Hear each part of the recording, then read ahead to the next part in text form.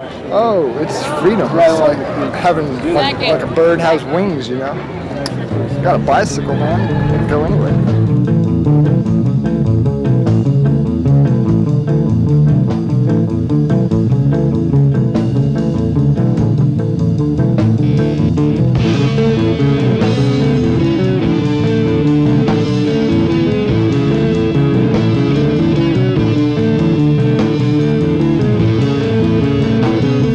Once a month, every last Friday of the month, we meet at Guadalupe across in the West Mall. It's just fun, like when you're to be around like 150 other people on bicycles, because like you take over the streets and you don't take any shit from the cars, you know.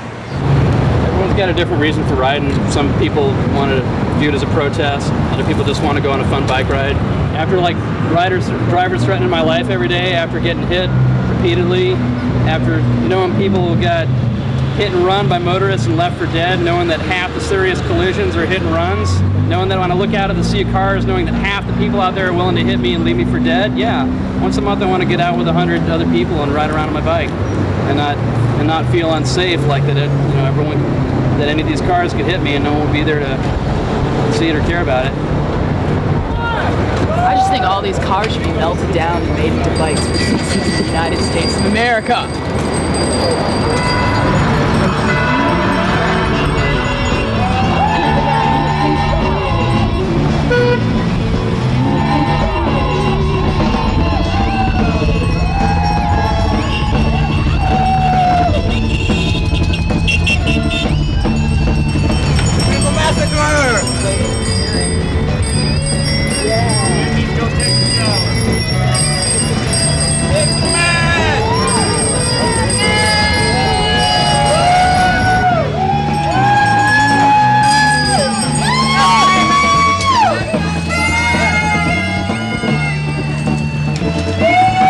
This is a really strong community, probably the strongest I've seen. But you find that the people who are riding the bikes are forming communities and they're supporting each other. And it's all about taking care of ourselves and each other and, you know, and working harmoniously. I think that the fast pace is alienating in and of itself, yeah. And you can see that in architecture too, like the old buildings on 6th Street. They have elaborate cornices and like little gargoyles or swirly things that if you're walking by the building, you can look up and say, wow, this is a pretty building. But in a city that's constructed for people who are passing by buildings at a speed of 40 or 60 miles per hour, you literally don't have the time to notice those little details. And so we wind up with buildings that are super tall and just glass and steel with very little to please the eye about them. And the flip side, there are motorists who hit cyclists who don't have any repercussions. The guy who ran over and killed Tom Churchill, even though he was at fault, he never got charged with any crime, never went to jail, never went to trial, never got a ticket. The guy who hit Deborah Feldman and ended her career as an athlete didn't get ticketed or charged. The woman who ran over 2 cyclists in Bastrop 3 years ago, she was well over the legal limit for blood alcohol intoxication. Her lawyer admitted that at both her trials. Both her trials ended in a hung jury. Y'all might want to wait up. We got a cop back there too. Let's go around. I think someone's getting arrested. Yeah, it happens, but we should wait for them to catch up. Safety in numbers, you know. That's the whole idea. We want to see what's going on when we can go back. I don't see any real risk to the public safety here.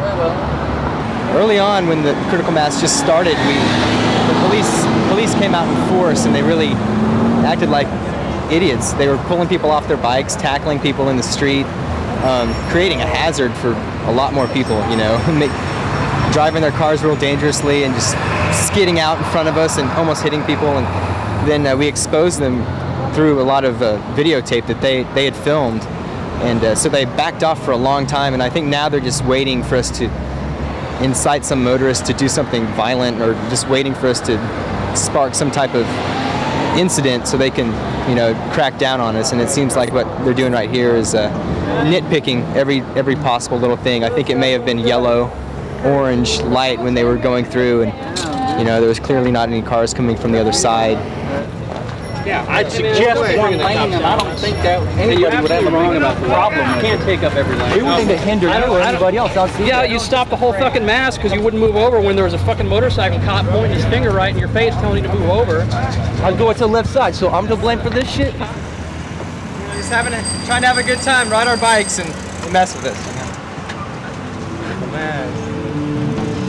In order to change this city into one that is based on human-powered transportation, pedestrians, and bicycles, it literally is going to take an entire rebuilding of the city itself. And that's going to take generations to do. The only thing you can do is be pro-bike and hope that maybe somebody sees the people riding, and the more people that ride, the less cars there are, the more space there is for bicycles. I protest by being pro-bike, not anti-car.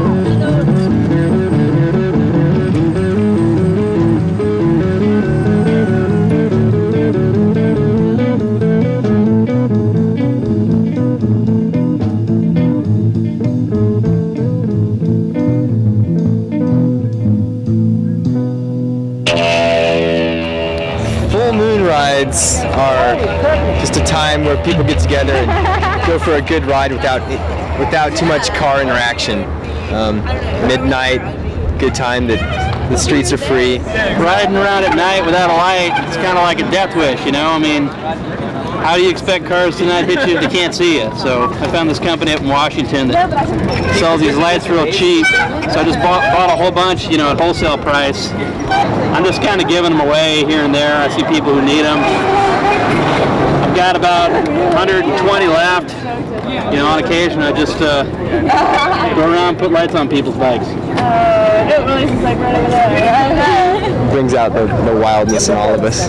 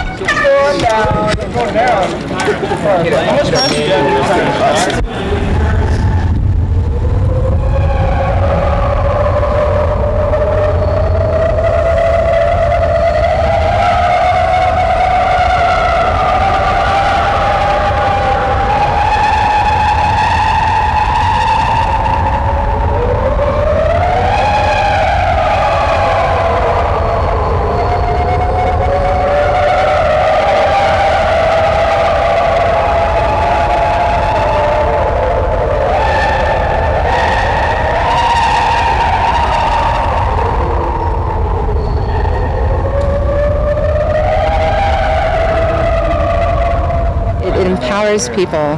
We have the tools with these vehicles to be free from the things that are draining us and our future.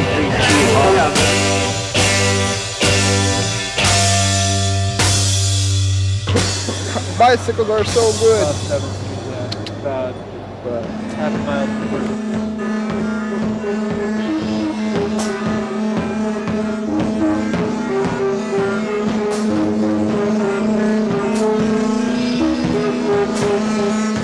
Good stuff here.